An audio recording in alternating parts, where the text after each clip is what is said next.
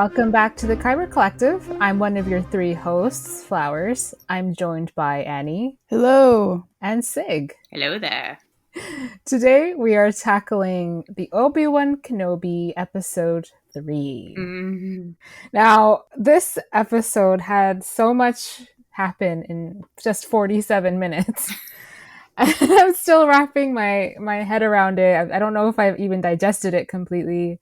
But I thought, we'll keep it very short and simple to what stuff we want to cover, which is what stuff did we like, what stuff didn't we like, and what are the themes of this episode. So let's start with the things that we did like, or even things we observed that we were like, that was interesting. I like all of the interactions between Leia and Obi-Wan. Yeah. I love how she can just read him. I love that that's how her Force powers are manifesting. For sure, yeah. There's so many great, two of the scenes that kind of jumped out for me is one, the description of what the Force is like when she asks him. And, he's talking about when you turn on the light if you're afraid of the dark, which is I guess a pretty common analogy for losing a sense. But also she describes it as safety. And I don't know, the implication is that Obi-Wan constantly feels unsafe, which is probably true, but also a bit sad. Oh, yeah, he's very sad throughout the whole episode. I was just very sad for this guy. Yeah, I mean, with good reason. I was just gonna say the other one that I'm obsessed with is him connecting with her about family, and he beat for beat kind of hits Leia, because he talks about having these sort of vague memories of sensations and emotions about his parents, which are pretty close to what Leia remembers about her mom. And then he says he has a brother, which of course Leia also does. And then that he found family with the Jedi and she's found family with the Organas. And I don't know, it was a really, really nice moment of connection. I really liked it. I really loved that too. I loved that he met her halfway in this situation, because she had that hang up in the previous episode about not feeling like a real Organa, and Bale talked her through that. And this was a really great moment of reinforcement and, like you said, of connecting with her and sharing this experience of, I wasn't with my, birth family growing up. Yeah. But my adopted family was pretty amazing. And I love that was recalled there. And I love that they even included that. I didn't expect it, because this is sort of touched on in a now not canon series, Jedi Apprentice, where he had memories of his original family and having a brother. Mm-hmm. I tried finding it in the book. I have the copy next to me. I did not succeed, but I remember that scene.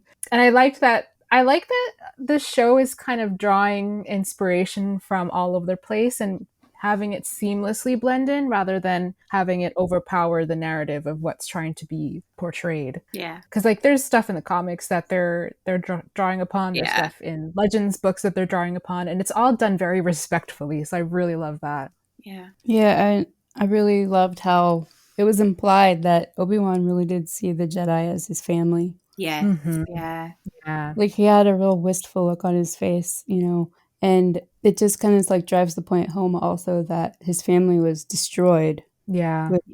His family was just annihilated, and he sees them that way, that they weren't just his work colleagues, they were his family. Yeah, definitely. And I'm sure having that presence of the other Jedi be completely wiped out in his connection to the Force must not have been easy either. And you can see, if he's comparing the Force feeling like safety, having that kind of disturbance could only, I can't even imagine how that must have felt. Yeah. Let's see, what else did we like? I really liked one of my favorite bits is Obi-Wan being Qui-Gon in the prequels. And in this episode, I feel like he had the same energy when he was Quinlan. I am so in love with the idea of Quinlan Vos showing up on this show. Oh my god, yeah. The fact that he has been working behind the scenes, rescuing younglings and transporting and and he's alive, confirmed canon. He is alive. That was so cool. And I would love to see that reunion. Like, let's go there. Let's show it. Yeah. I'm really excited. I was so excited when that moment happened. I can't wait. I'm hoping he turns up. I can't wait to see him. I love that this is what he's doing as well. Yeah. It'll be a cool contrast to show, because you had Obi-Wan, who kind of completely hid away and secluded himself and kind of disconnected from the Force, and Quinlan went the other direction, which he did not, and he persevered and tried helping other Jedi or other Force sensitives. Well, one of the things that I'm most enjoying is the fact that, like, everywhere Obi-Wan goes, people seem to know of him or know stuff about him. Like, Tala clearly has an idea in her head of, like, who Obi-Wan is. And, like, he's so uncomfortable with it because he's not that person anymore. And I can kind of imagine, like, Quinlan talking to Tala and being like, look, he's the best Jedi ever. He sat on the council. He's, like, a goody two shoes. He was voted hottest master, like, 6 times in a row.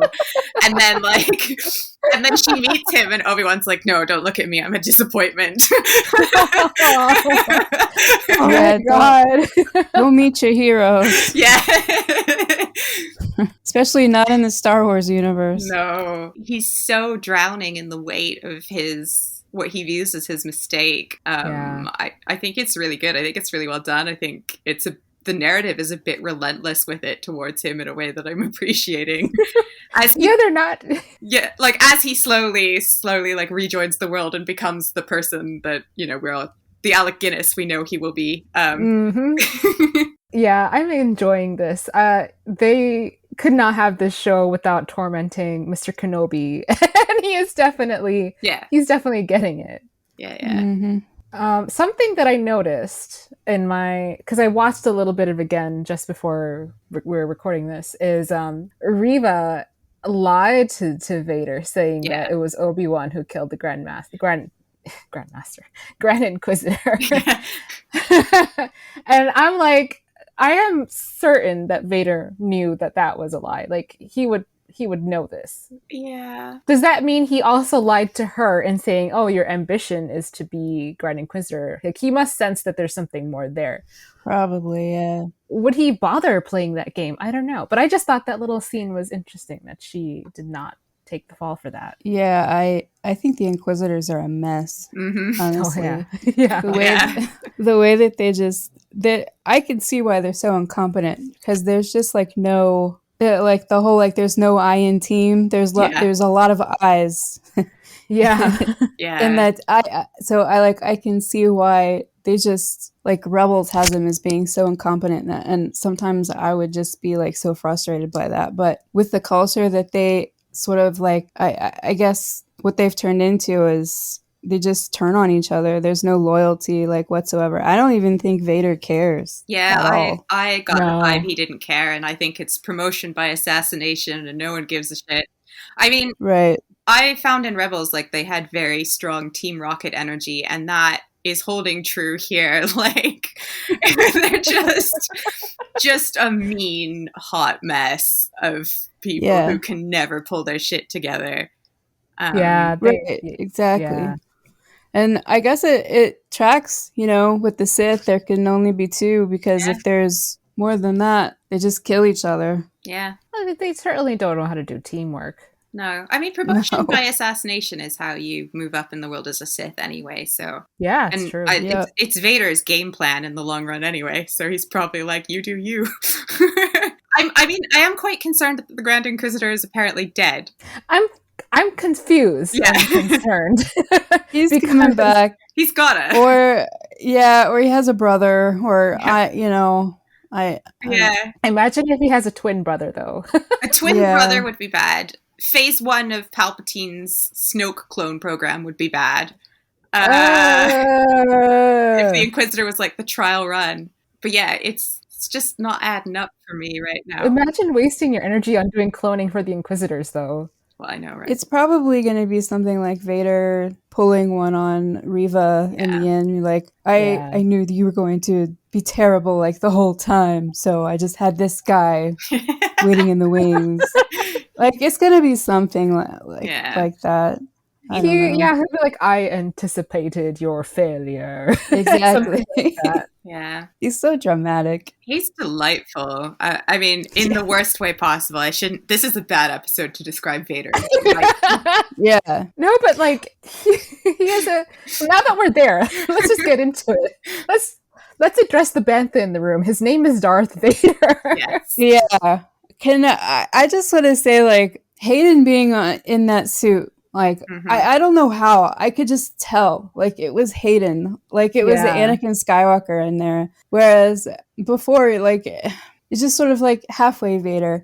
This feels like whole way Vader. And it was amazing. You know, the Rogue One scene, the famous Rogue One scene, that's probably the only one that even comes close. But yeah, this is great. Yeah. That's a great way to describe that, Annie, because I felt the same way when I saw the Vader scene when he's talking to Reva and when he was like walking around that planet later. I was like, that's Hayden Christensen's Vader there, and I can recognize it. Yeah, I think the acting in this suit, like, I guess, like, you know, with The Mandalorian, right, and Pedro Pascal being under there, people, like, I read stuff on Tumblr all the time. You're like, oh my god, he's such a good actor under there, like all of his little movements or whatever. And I would just be like rolling my eyes, like, whatever, like, it's a dude in a suit. Like, yeah, he's a good actor, but like anybody could do it, right? I'm wrong on that one as far as like where Hayden Christensen is concerned, because that what you could really I don't know, he brought something. He has this flair, like just the way that he moves and the way that he says things, which is acting, I guess, but like it's the way that he does it. It's so distinctly Hayden Christensen. He's got the drama. Yeah, and that's why it connects so great to Anakin, because you're like, oh yeah, that's Anakin in there. Like that's that trash boy in there. I mean, right. There was I think I had a moment of this because I was watching the scenes and you see his face very briefly and then he goes in the suit. And then James Earl Jones starts speaking and I was like expecting Hayden's voice. I mean, I'm kind of sad we didn't get him because I'm hoping that I wanted Canadian Vader so bad. I would never have stopped laughing if we'd had Canadian Vader. We had Canadian Vader. We were so close. Oh, I know. And for a second, I was like, wow, Hayden Christensen does a really good James Earl Jones impression. Yeah. When he says I am what you made me, they spliced their voices together. Yeah. It's somewhat him. It's mostly James Earl Jones, but even that line is so like Revenge of the Sith Anakin is hysterical. Yeah. The whole, I mean, I am what you made me, Dad. Like this is why I am this way. Yeah, it makes me think that like James Earl Jones is also an amazing actor because it seems like Hayden said the lines first and then James had to speak just like that. Yeah, they just work together so well. Yeah, it really it does. It's really seamless and terrifying. I mean, I have not been that scared since I finished Jedi Fallen Order. And oh my god, I didn't think anything was going to replicate the pure unholy terror of fleeing Vader in that game. But I actually think I was more afraid just watching this episode on my couch than I was like actively playing Fallen Order. Yeah, he was relentless. Yeah. Yeah. I had this so when that scene was playing out where Obi-Wan is just going in different places and he just keeps but like he cannot get away from Vader. He's constantly pursuing you. I was like, this is the Vader that we know. This is exactly what we saw in Fallen Order. And it kind of reminded me of like Michael Myers a bit because that guy will just keep going straight and just not stop. It is real. He doesn't run. He just stalks after you. That's what's so creepy is he doesn't even like pick up the pace. But he turns off his respirator still. I noticed he's still doing it so he can stand he like holds his breath. I know. Casually suffocates waiting for Kenobi.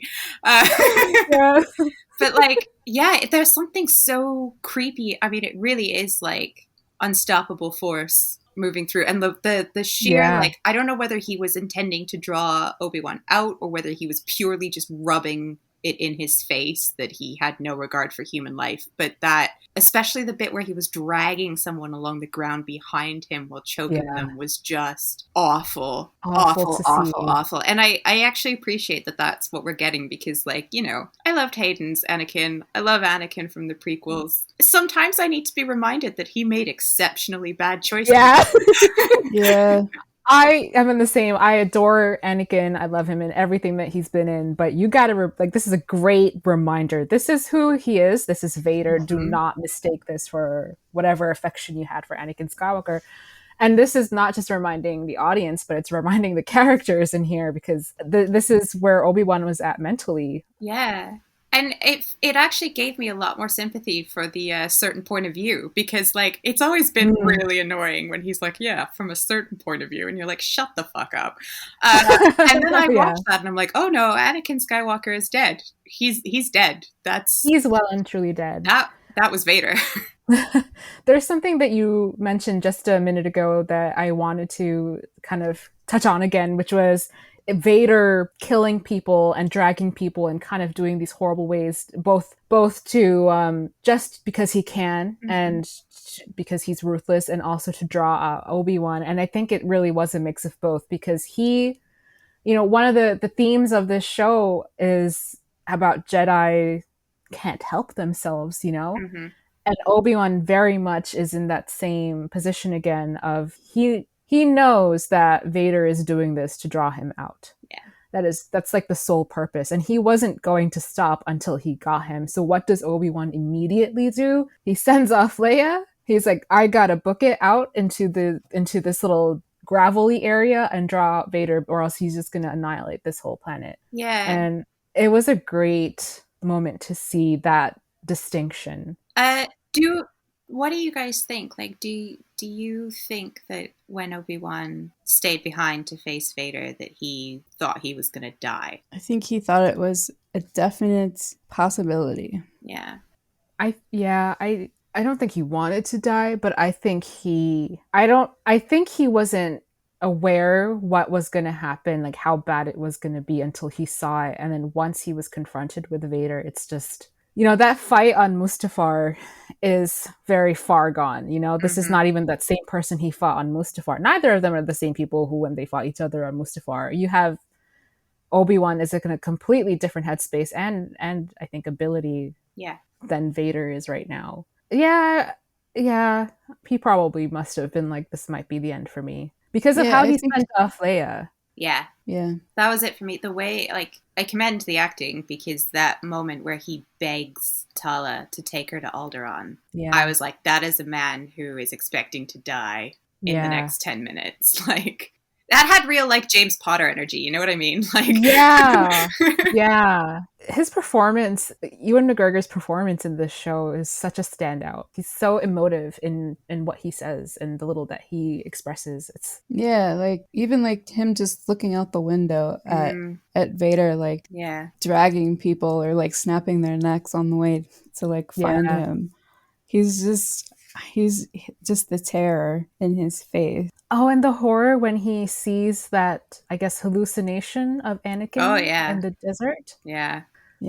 It's interesting. It's like, I'm going to just say or assume that he's opened himself up to the Force in a way that he hasn't in 10 years. Yeah. And now that he's opened up this connection, his connection to, I guess, Vader's awareness and also to his manifestation of what he's feeling, it's so unavoidable now. And I don't know how often Jedi see things like that. Like, I don't even know how to define that. Is that just his fears manifesting? Is that a vision? What is it? Yeah, I had wanted to look into this at some point.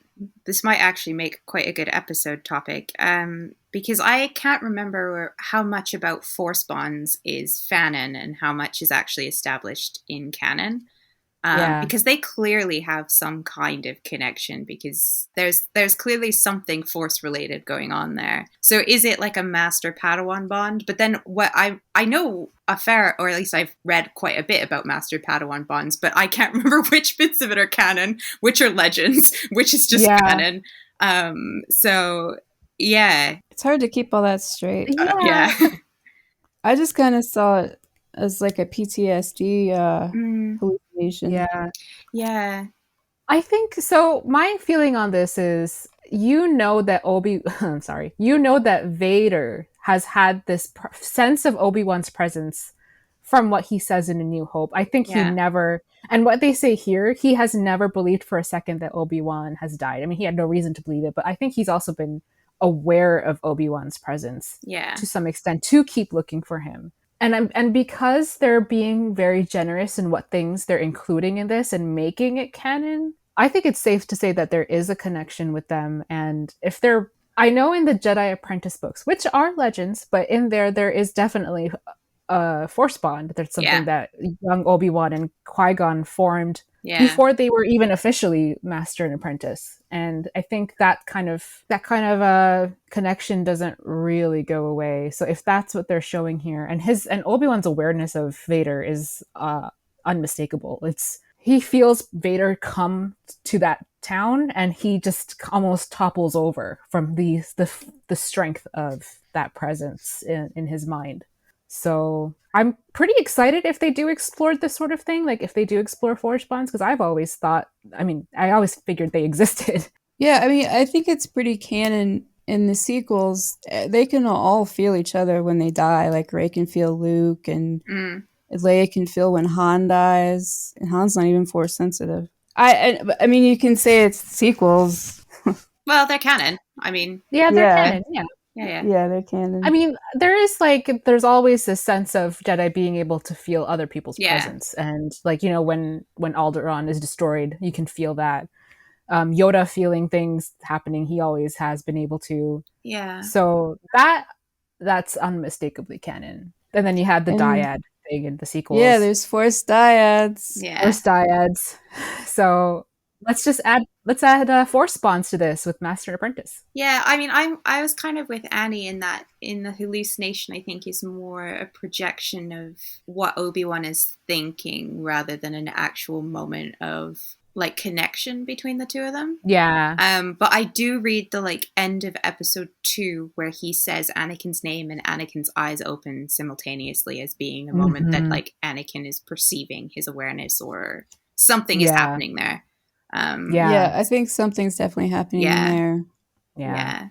And Vader definitely seems able to sense something because he looks to the spot where Obi-Wan just was. Yeah, I'm interested to see. I'm really interested to see how it pans out. Yeah, I think with the desert thing, it definitely was more Obi-Wan, just his fears, kind of, you know, taking over a little bit, and his paranoia. But can you talk about how like they kept in keeping with like how he is in Attack of the Clones and Revenge of the Sith, where Anakin's always wearing this huge robe that doesn't quite fit, and he wraps it around himself and holds himself in it. Yeah, but I mean, I guess like what else is Obi-Wan going to imagine him looking like? Because he doesn't know what Vader looks like yet. That's the one he remembers. Yeah, I suppose it's better than remembering the charred little "I hate you." Yeah. Can we touch on Padme? Yes, again? We can always touch on Padme. And the conversation Leia has where she's like, she correctly susses out that you knew my mom, and then asks if Obi-Wan's her father. My heart, just that whole scene. Yeah, I love that his response is that I wish I could say that I was. Yeah. But it also made me think about the fact that we know later that Leia has some memory of her mom. And Obi-Wan was present when Leia was born. I mean, I think he's the first person ever to hold her. Yeah. Yeah. So. Yeah. So maybe she does sort of like. Yeah. Barely remember him. Yeah. And if that's what prompted. I mean, it's equally possible that she just asked the question because it's clear that Obi-Wan loved Padme and that he was being sincere when he said that we all miss her. But it made me think of that scene in that moment, and that maybe she actually remembers him being there in a way as well. If that is the case, then she has early little Force memories of Obi-Wan. A parent figure, and that was Obi-Wan. Yeah, and that made me sad. Everything about this show is depressing me. But it's so good. But I love that there's a continuous addressing of Padme and her importance and how much Obi-Wan misses her. Yeah, I kind of love the Obi-Wan Padme friendship. Yeah. I like that there was like that weird open secret thing between them, and that, you know, the two of them were like basically doing a don't ask, don't tell policy, and he would come around and hang around and be like, I need some updates on Anakin, he's been real weird. And it's nice that there's an acknowledgement that the two of them were friends, and that also that he was there when she died, and that she mattered. It's so nice that she mattered and she's still here. Yeah, I really love that. She did matter, and she mattered a whole great deal to Obi-Wan and to the galaxy, to be honest. To the rebellion. Yeah. To the rebellion. Right. Do we have any final thoughts on things that we really enjoyed about this episode before we move on to the next section? I also really liked the new droid. Yes. I didn't mean that to rhyme. Aww. I thought he was cool. He was like just holding that hammer behind his back, like I know. just test me. Just come on and test me, Mr. Stormtrooper. Yeah, and Tala was like, sometimes actions mean more than words. And then there's like that scene, and I was like, is he just gonna pulverize a man with a hammer? Is that what that line was leading to? Oh yeah, he was ready to. He would do it. He was gonna take him out. In that moment, he became one of my favorite droids. So good. So good. Yeah. This is one of the cool things about Star Wars, how they make you instantly enjoy and love and get attached to droids. Yeah. All sorts of droids. It's true. Yeah. I think his name was Ned B or Ned 8, something like that. Ned something. Yeah. Ned something. I think it's Ned B, but I could be wrong. And I love that he had like a little introduction with Lola. I know. I love Lola. I did. Yeah, that was great. I love it when the droids talk to each other. Yeah. Mm-hmm. And then Leia saying, well, what if he has something to say? Yeah. If we're moving on to themes, we can jump into themes. Because like Leia is everything. I mean, I love her so much, but I also think she's like the thematic center of this show in a way that is just so pleasing to me, because like, at least the way that I read it is like one of the themes is like this collective action, this like we all have to help each other, and Leia is explicitly pulling things and people together, and guiding Obi-Wan on that path back towards being part of other people and being able to trust other people and being engaged with other people. It's nice the way that it like also contrasts with what we were saying about the Inquisitors, how like they can't work together for even like 5 minutes, whereas like you have huge underground networks, you have like, you know, they find resources, they find hope, they find help everywhere they go, and Leia's almost always the one that like gets them that help. She does. She's like this pint-sized compass, you know. She kind of gets the ball rolling a lot for the theme of what's happening in each episode.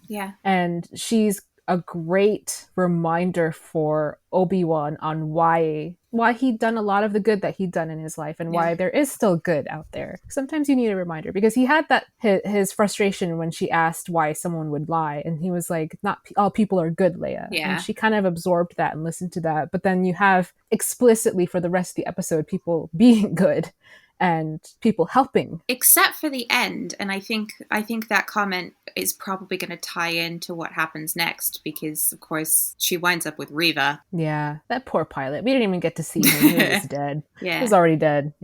Who was it? I was like watching somebody on the YouTubes, I think Dan Murrell. I like to watch his videos sometimes. He said that the dead pilot looks exactly like Rian Johnson. No! Like, is that Rian Johnson? Because he like pulled up like a picture like side by side, and it really did look like Rian Johnson. He was like, this is either like a huge troll or... I don't think it was intentional. I think maybe Rian Johnson has a very common face. It's just funny. I'd love it if that was actually his cameo. I mean, after finding out that Freck is Zach Braff, nothing is going to surprise me now. There can be literally like anyone can turn up in this show, and I'll be like, yeah, sure. There's people thinking that like Mark Hamill showed up in the second episode. I think it was. Oh. Like there's somebody in the background with the hood on that looks exactly like Mark Hamill, but like... So yesterday I saw someone tweet, "Welcome to the Star Wars universe, Zach Braff," and I was like, wait, what? Where was he? I didn't have any awareness of it. And then Sig texted about Zach Braff being the mole man. Yeah. And I was like, oh my God. See, it made sense because I was like, I know this voice. Like this voice sounded really familiar. Wow. Props to him. Welcome. I mean, if I were like a retired Star Wars star, I would 100% like be like, can I be in the background or can I be one of the stormtroopers? Like anyone could be in those stormtrooper suits. And if I had worked in any of the Star Wars films, like I would have. Like Liam Neeson is probably in one of them because he clearly wants to come back. Like, yeah, we're on Qui-Gon watch. When is it coming? We are on Qui-Gon watch. It has to be coming because I feel like Qui-Gon is the ultimate culmination of this theme around connections with other people, and he will not unlock Qui-Gon until he can reconnect with the world, and that means that I'm definitely getting Liam Neeson. Qui-Gon is coming back. It is thematically necessary and obviously where the show is going. Yes. I will. No, and you're right. That's exactly what it is, too. He needs to unlock Qui-Gon. Yeah. He needs to, like an Xbox achievement.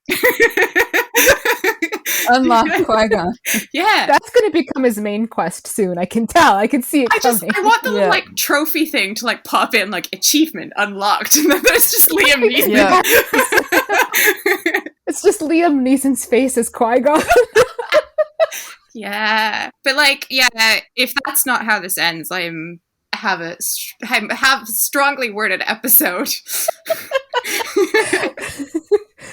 I don't know where Liam Neeson lives, but I've decided that he lives in the moors of Scotland, and I'm like, I can just imagine Deborah Chow visiting him on one of his little moors and be like, I think it's time for you to come back, because she did that with Hayden in Toronto. She went and visited his farm. Yeah, she like braved the wilds of Canada to. Yeah. Which apparently wasn't that big of a trip because she lives in, or she already was in the area. Well, yeah, but still, bring back Liam Neeson. I can see it. He mentions his name every single episode. Does.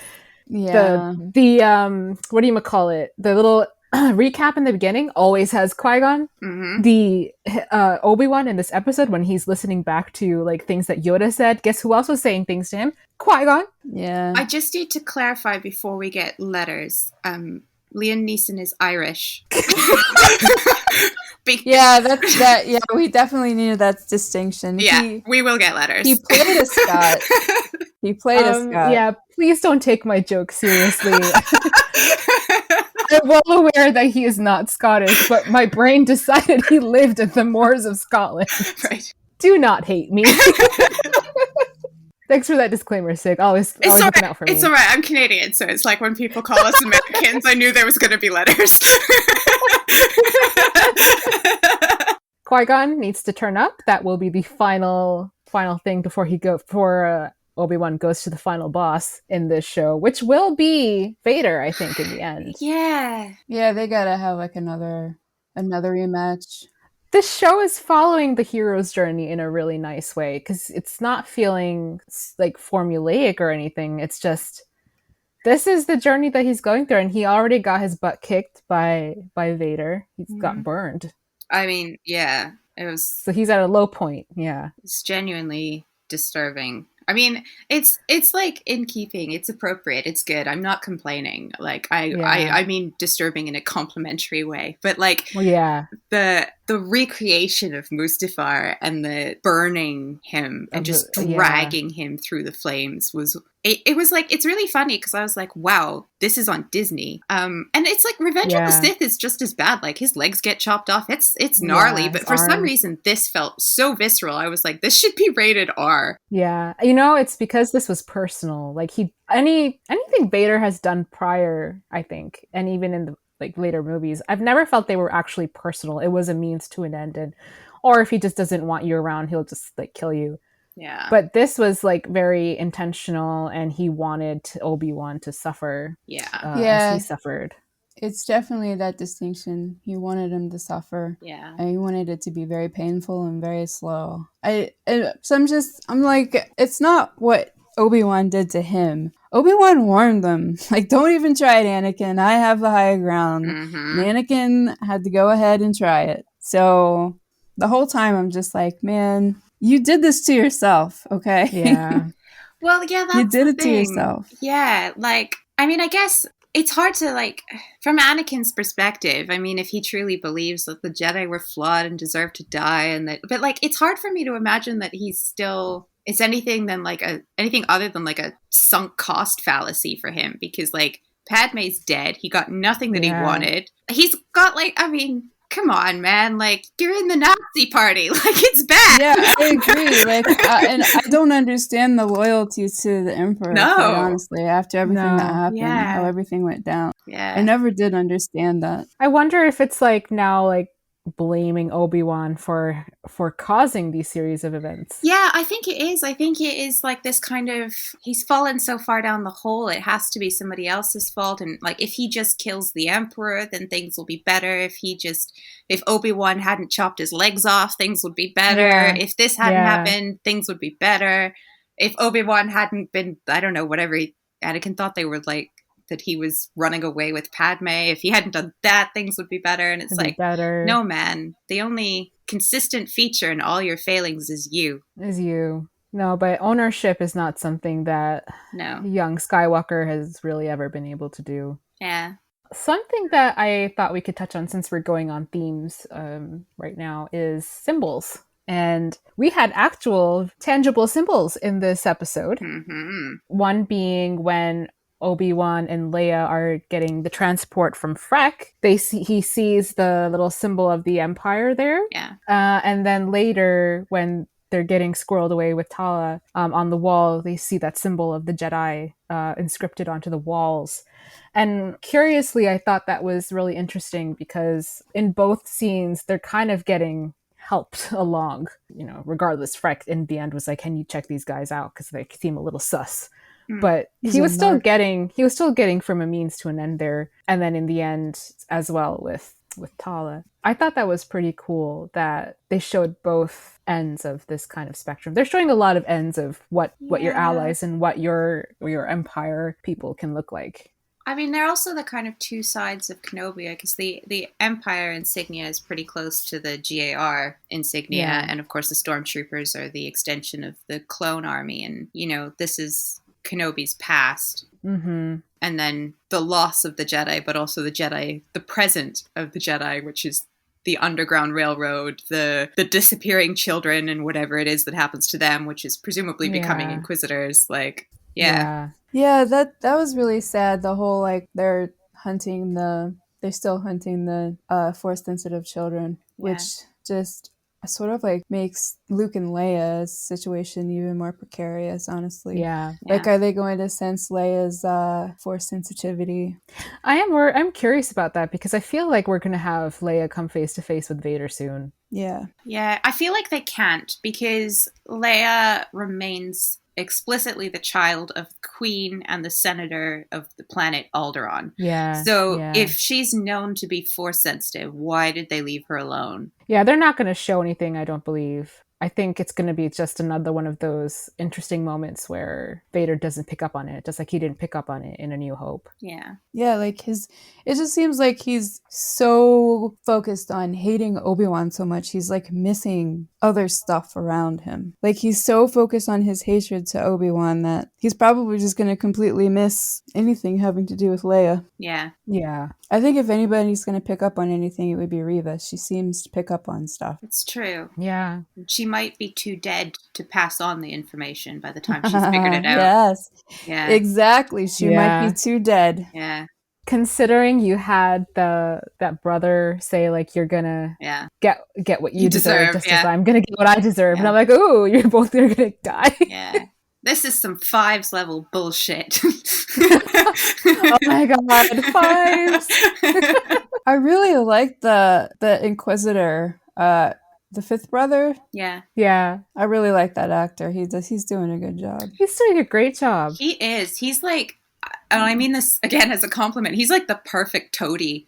He's like the, like, following the line, but in a way that's really menacing. He's the guy that follows orders, but it's just horrible. Like Reva's unhinged and, like, doing her own thing, but he's equally creepy as, like, the good soldier of the Inquisitors. I think they're a really nice kind of pair going head to head. I think so too. Yeah. Something I thought was interesting that Reva, because she's a rule breaker, she's getting results. I guess rule breaking in terms of what the Inquisitors are supposed to be focused on. And I thought that was an interesting thing, where in contrast, Leia is kind of in the same boat, where she is not following exactly. Like even in this episode, Obi-Wan's like, and you don't talk. Remember, you don't talk. Don't talk. And she's just like, hi, what's up? My name's Luma. So she's kind of making her own rules as she sees fit to a situation, and she has good instincts for it, I guess, when she needs to survive. But there's a little contrast, parallel happening there. Yeah, that I don't know how I felt about that at the time. I'm just like, oh my god, come on, Leia. I know she's just like a little kid, but I'm just like, just for once, just like do what Obi-Wan says. That's just. But then, like 5 seconds later, Obi-Wan was the one that made the mistake, and I was like, Obi-Wan, like when he said her name, Leia. Oh my god. So I was just like, you guys are both disasters. They're keeping the family tradition of being a disaster duo. I found it interesting, the placement of the scene where she says that she didn't mean for any of this to happen. She wasn't trying to run away. She was just like, when she's sort of realizing or feeling like it's her fault that she was kidnapped. Yeah. Because there are places where she's kind of stuffed up in ways that would make that scene feel more appropriate as a realization afterwards. Because like you said in this one, she does break the rules again. But it is Obi-Wan that screws up. Yeah. And I was wondering why that scene was placed there rather than like after one of the times that she's disobeyed and she's made the mistake that has put them in danger. And it would have been more like I keep doing this and I'm sorry about it moment. Yeah. I think when she senses that they're both in danger, now she's put him in danger because he was sent to rescue her. It's just like, maybe I didn't want this to happen. Yeah. I'm sorry. Yeah. So let's end on what things we thought didn't work so well in this episode. One thing that I'm a little bit struggling with is, I guess, the pacing of the show. Mm-hmm. I think, and I do understand, so it's not a big point for me, because I do understand why it's done this way, and it's being kind of presented as one very long movie, really, because it's going in part 1, 2, 3, 4. But I feel like I wasn't expecting the Vader and Obi-Wan showdown at least to happen this quickly. I'm sure this means there's going to be another one, but I think it was so sudden that I didn't actually anticipate it. And I don't even think it's necessarily a bad thing. I'm just not used to things going this fast. And this show is just hitting the ground running. So I don't know how I feel about that whole sequence happening this soon, if that makes sense. I think that it would. I guess the end of the end of episode 2 for Anakin to finally show up, maybe they should have had him kind of show up a little bit sooner. But then it wouldn't have worked with Obi-Wan finding out that he was alive and him saying Anakin, like he did. I don't know. I think that it was very abrupt because he had just been revealed. Yeah. I don't mind it. I would rather have it happen now than just having the anticipation dragged out. But I know what you mean. Yeah, I think I have a slightly different problem. I'm very much of two minds. Like, on the one hand, I think if you take the Obi-Wan show by itself, I'm not sure that I mind the pacing, or rather I'm reserving judgment on the pacing to find out what they do with it down the line. I think you might very well be right, but I think it might be that the two confrontations wind up really satisfying in terms of Obi-Wan's character growth. Like, I like the reversal of his capability from Mustafar. I like... I mean, it's an exact, in many ways, reversal of Mustafar, and I find like bits of that really satisfying. The ruthlessness of Vader being set up, I think, is really satisfying. I think in the context of the show, a confrontation is inevitable. It was good. I have always had a problem with there being a confrontation between the two of them set between Mustafar and A New Hope. The fact that there's two of them feels even worse because it's like how many times is Obi-Wan going to get away? Yeah. I feel like it's it gets sillier the more times you do it. So it's like, if I pull the show outside of the rest of canon, I have less of a problem with it than if I put it back in its place and I worry, like, now because there's at least probably 2 of them, it just feels a bit like, and now he knows, you know, Obi-Wan's turned up and he's got all this information, and I'm assuming Obi-Wan gets back to Tatooine. I mean, if Vader finds out he's on Tatooine, that's just going to be ludicrous, but like, I don't know, man. Yeah, this is what we worried about in one of our prior episodes about taking away from existing canon. And in existing canon, you had the showdown in A New Hope where he says, "When we last met, I was but the learner, now I am the master." And I feel like that, I worry that is kind of being taken away here. Yeah. Especially with a double confrontation in the horizon. Hopefully it's done well enough. I guess it implies that Obi-Wan is going to kick major butt in that confrontation so that Anakin feels put back in that place of apprentice who doesn't know anything. Yeah. But is that realistic to what's coming? I don't know. I'm worried. I have similar concerns. I mean, it's not the kind of thing I feel like you say when you've roasted this man by dragging him through fire. I think they might make it so that that final confrontation in New Hope is just going to be a bunch of roasting or like sarcasm, or I don't know. Rap battle. Yeah, I'm just going to withhold judgment until the end. I'm not sure where they're going with this. Yeah. I'm not judging anything. I am concerned. But I think from the way the show has gone so far, I think it will be done very well because they're doing a lot of things right so far. I liked the confrontation. I thought that it was done pretty well. I don't think I liked the set very much. I think that that's my problem with it.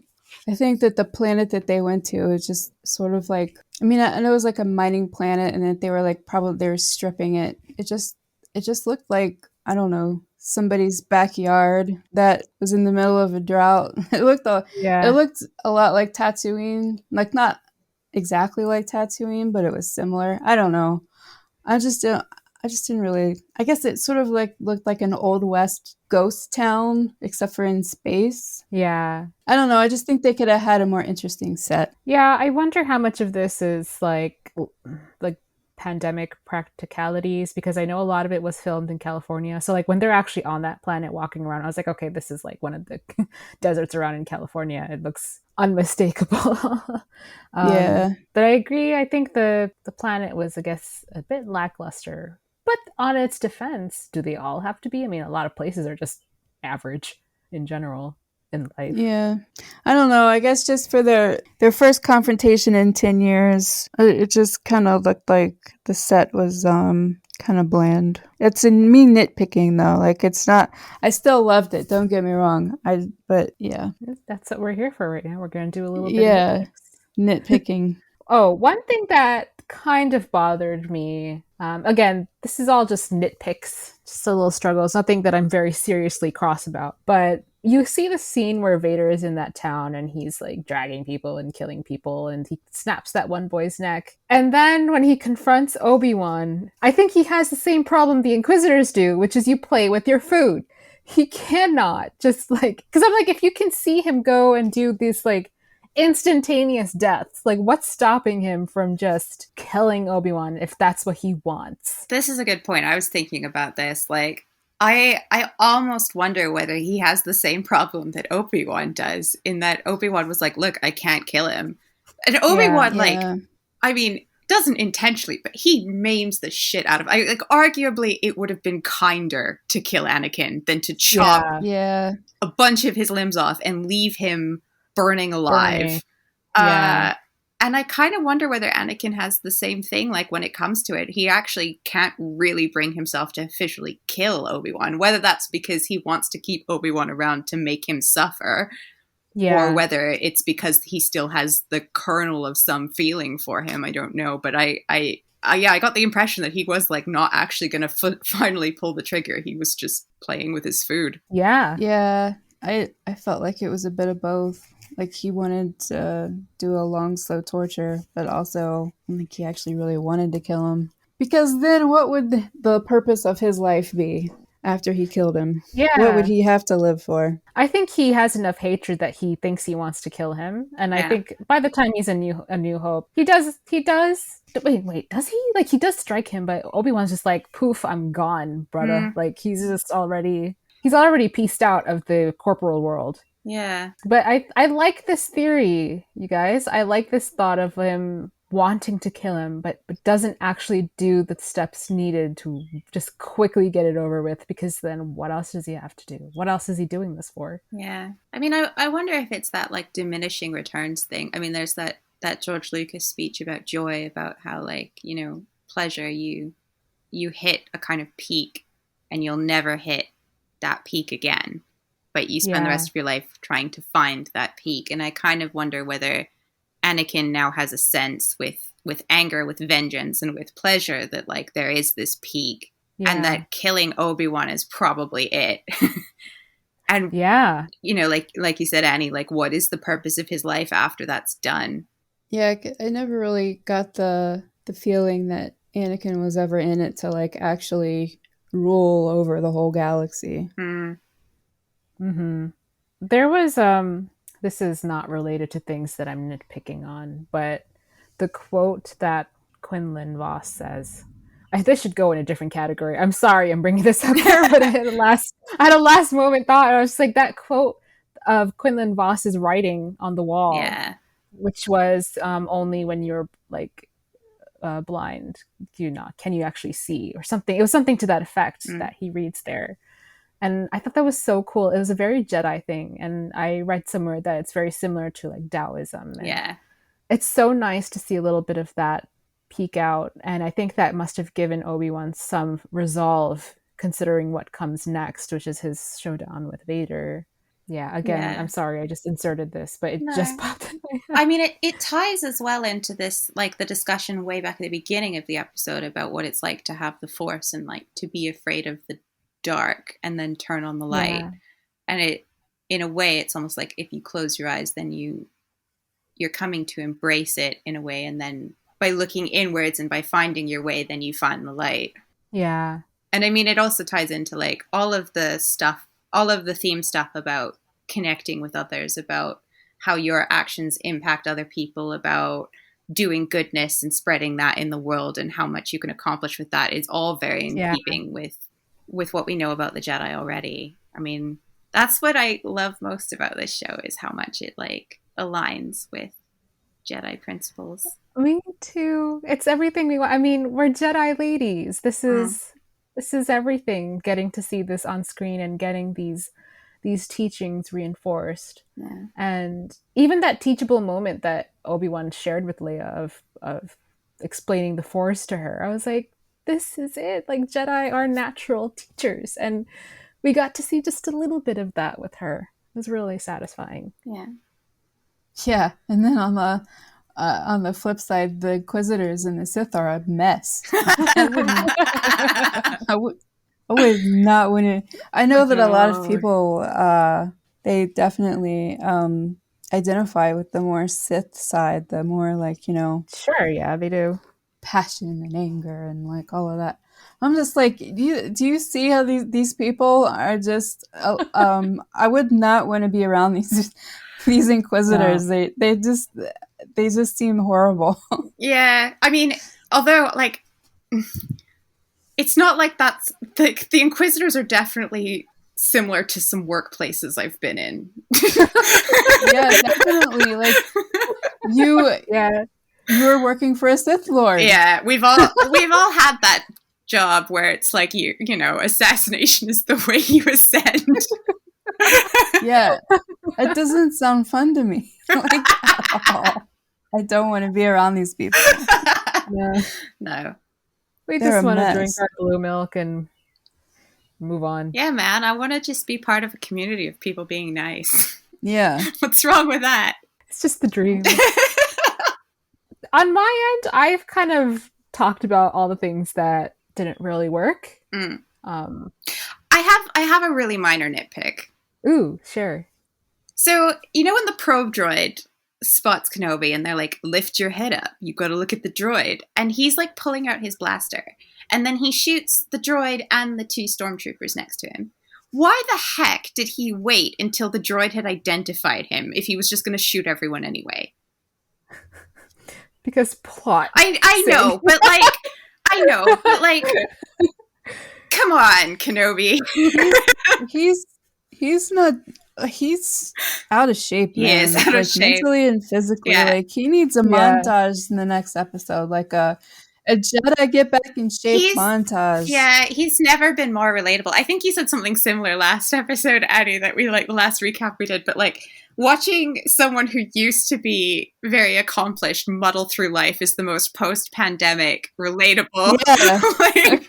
like you know, he's not quite as pudgy as I have turned out the other side, but like the sensation of trying to do basic things like walk and communicate with other humans was like not as easy as it used to be out the other side. Exactly. That guy's been locked inside for 10 years. Like, we've only been locked inside for a couple, and like, I can't imagine. It's distinctly reminding me, the way now that you've said that, it reminds me of Mermaid Men and Barnacle Boy of like from SpongeBob. Because like when they're younger they were like these superheroes, and now they're just like has-beens and tired. And... I'd go a little bit. I'm gonna elevate him to the Incredibles, because I think that he pulls it together a little bit more than Mermaid Man or Barnacle Boy ever do. That's true. Yeah, he's having a rough time. Yeah. He's trying though. Yeah.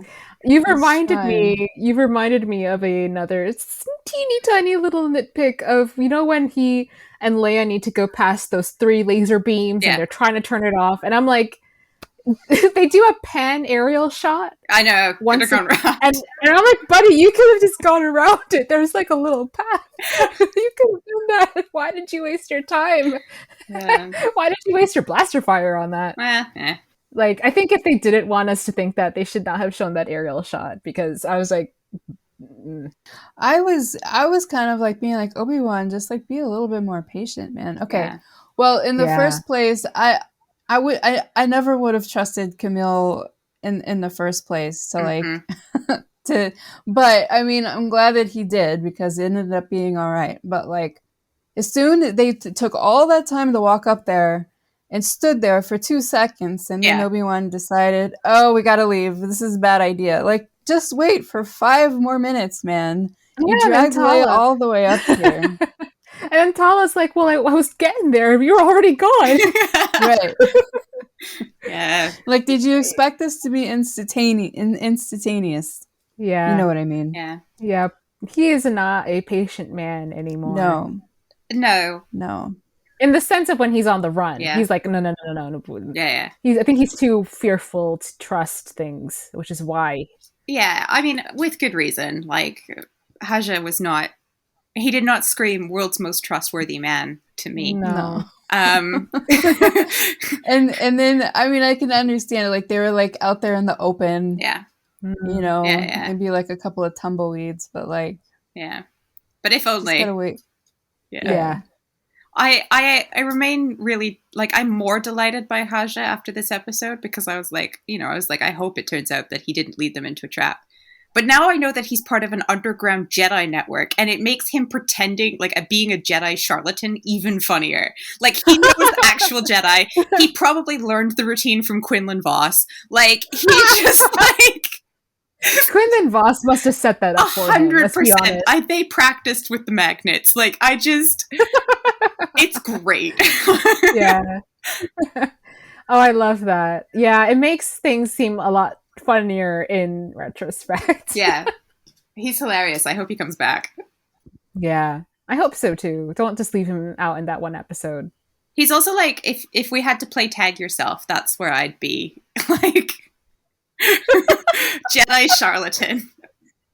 Oh my god, Jedi charlatan. Yeah. I'm trying to think of what I would have been. My brain just went to like the girl who just dropped some free spice in Obi-Wan's robe. Like, that would be cool. Yeah, but that's a sad life, Flowers. That's a sad one. Yeah, I'm sorry. I don't wish that for you. I would Jedi charlatan your way out of that life. Maybe I could be your little buddy, your little helper as the Jedi charlatan. Or we could just both be Jedi charlatans.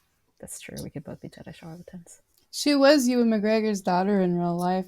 Yeah, that was cool. That was kind of cool. I hope that's not a real haircut, though. Oh, God, I hope not. I hope not. Yeah. I hope not. This is related to nothing, but I just want to express my fury at the mullet coming back into fashion. Yeah, exactly. Yeah. We don't... No. I'm not into it. No, we do not need the mullet back. No. We didn't need the mullet the first time. Anyway, not on topic. Apologies to any mullet fans in the audience. You guys are mullet haters. Yeah. At me on Twitter, I don't guys. care. I mean, call me a hater. Mullets are not, they just shouldn't be allowed. I feel like some are okay. Some very select. Which ones? Who's Name mullet? one good mullet. Listen, let's be... Not even David Bowie could pull it off. Is Obi-Wan's hair in the Jesus phase, is that technically a mullet? It's technically a mullet. No, it's brushed back into a mullet. It's not a real. That's why his there's hair different isn't kinds short of on top. mullets. Yeah. There's different kinds of mullets. Listen, I grew up watching a lot of Bollywood movies, and the era of mullets was a terrible one. But some people did it well. I have doubts. You probably should. Listen, we will be divided on this. but I will agree that I don't necessarily need the mullets to come back. Yeah. They don't need to. No one's asking for them. Well, I'm so glad we've cleared this up, I'm sure. Yeah, our listeners really needed to hear that. Yeah. Right. Any final thoughts on this show before this episode, I should say, before we wrap things up and disappear? What a cliffhanger. Yeah. Yeah. What a cliffhanger. And now we actually do have to wait a week. Oh my God, yeah. I'm also voting O'Shea Jackson as Quinlan Voss. I suspect he might be Quinlan Voss. I really hope so. Yeah. I've got to say, because we ended on nitpicks and stuff we weren't enjoying and mullet fury. This show is so good.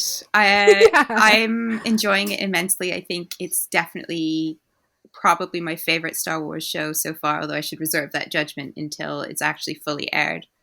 At this moment it is for us, I think. Yeah, in terms of live action, for sure. I think it's it's been a real delight. I look forward to the next episode. Yeah. I want to also point out that our nitpicks are so inconsequential, and that shows how good the show is. Yeah, you should have seen our text group during the Book of Boba Fett. Oh my God.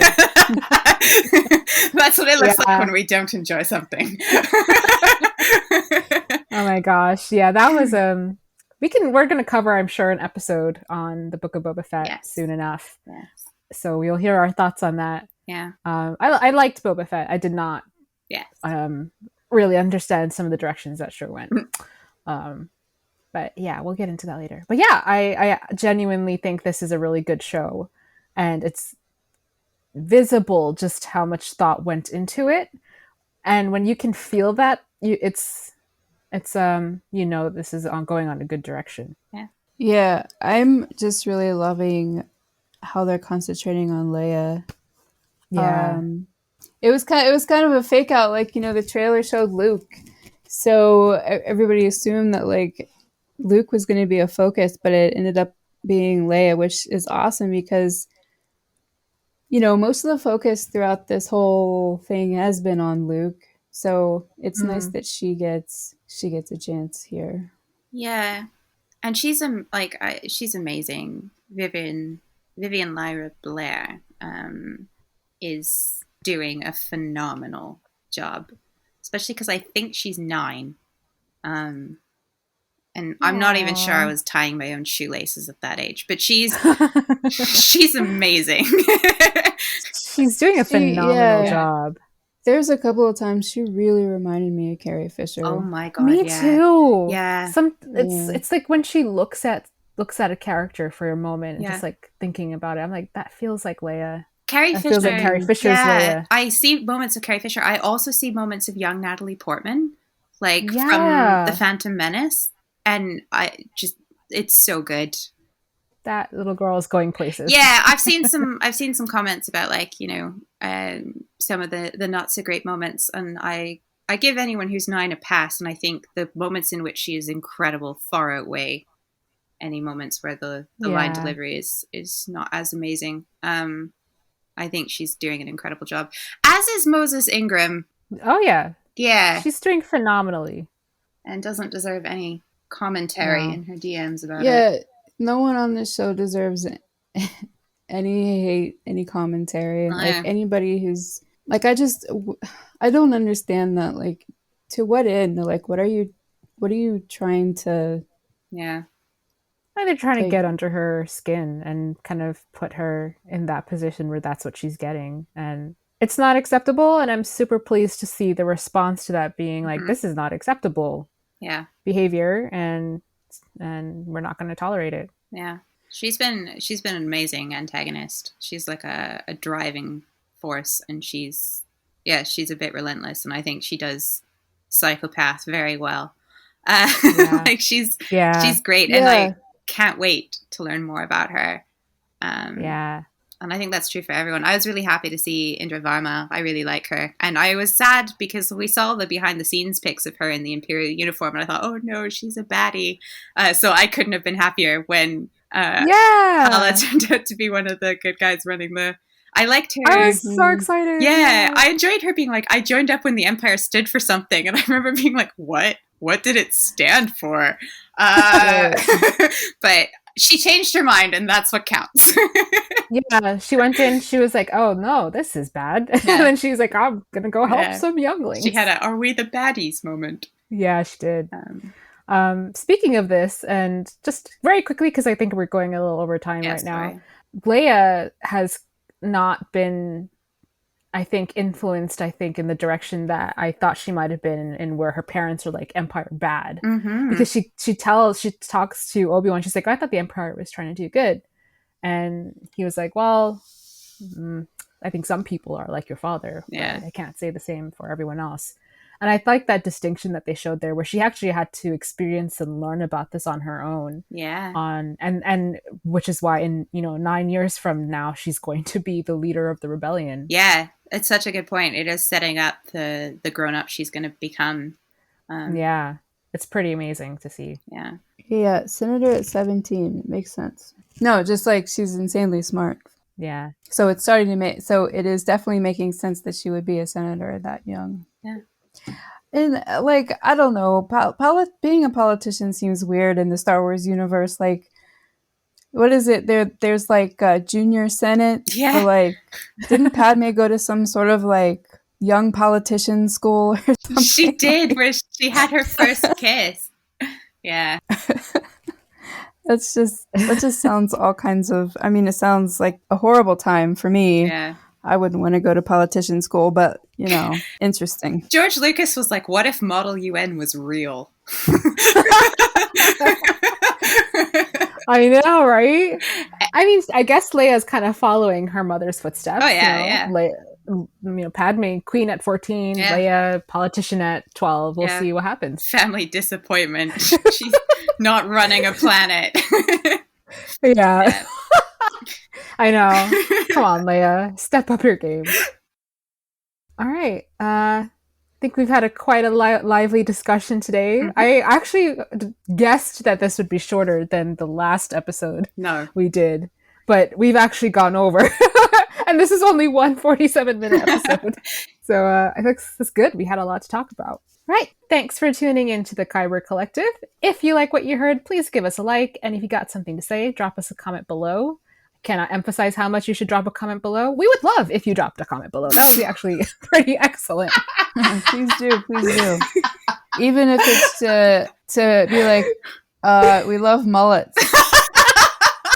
Yeah. Mullet lovers, raise your hand. Tell us that we're wrong. Yeah, sorry. I'm not sorry if I offended the mullet community on the mullet community. They're out there. There must be a mullet community. Probably. Definitely comment on the Mullets.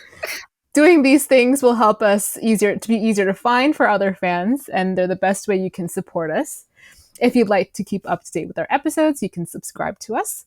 And you can always talk to us on Twitter at Kyber Collective. We'll be back with another episode. Depending on when this episode comes out, it should be on a Friday. You'll see. We'll see. Until then, remember, the crystal is the heart of the blade. The heart is the crystal of the Jedi. The Jedi is the crystal of the Force. The Force is the blade of the heart. All are entwined. The crystal, the blade, the Jedi. You are one. Sig, did you turn your mic off? Yes, you'll have to edit this out, but the cat is eating really loudly right next to me and was meowing, so I've just muted myself to avoid being really annoying.